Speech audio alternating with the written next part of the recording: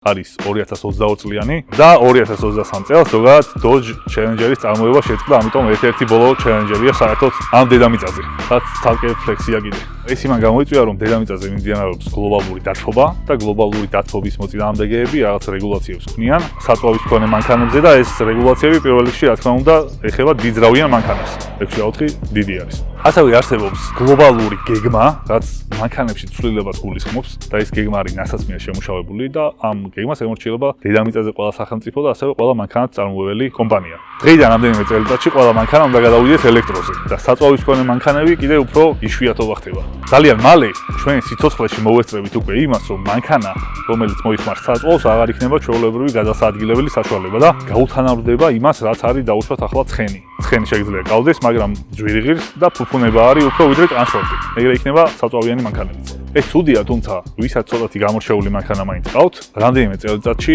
თქვენი ეს ქონება უფრო გაძვირდება, ასე ვთქვათ, და ეს გაძვირება დაიწყება გეომეტრიული პროგრესიით რამდენიმე წელიწადში სულ. და ახლა მოდი გავაკეთებ იმას, რის გამოც მოვედი აქ. ანდა ჯერ არა. ერთს გეტყვით მაინც. ტკივნეული რომ არ იყოს საწვავიანი მანქანების აკრძალვა, ეს აკრძალვა ისე მოხდება, რომ თქვენ ვერც შეამჩნევთ.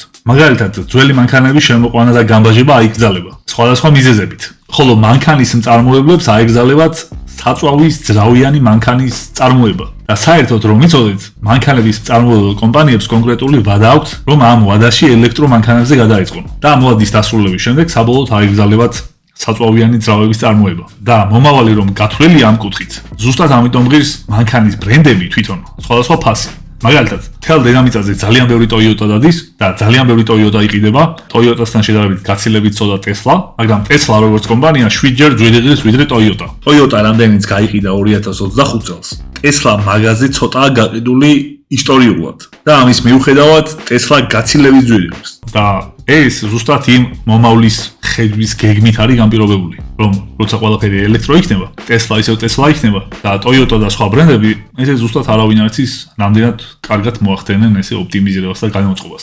ჩინური მანქანებისთვისაც ეს მოცემულობა იდეალურია, ესე მომავალში. თუ ძველი მანქანების გამბაჟება იგრძალება და ახლები მხოლოდ ელექტროები გამოვა, შესაბამისად, ყველა ელექტრომანქანა ივლის. და თან ეს ძალდატანებით კი არ უნდა მოხდეს. ეს უნდა იყოს ადამიანისთვის რაციონალური არჩევანი. ეს უბრალოდ იცოდეთ. ვისაც მანქანები გიყვართ, იცოდეთ, რომ აი ესე ხდება და რამეში გამოიყენეთ ეს ცოდნა, რაშიც გინდათ. და ეს შორეული მომავალი არ გიგონოთ. თითქმის ბოლოშია გასული, რამდენიმე წელი დარჩა.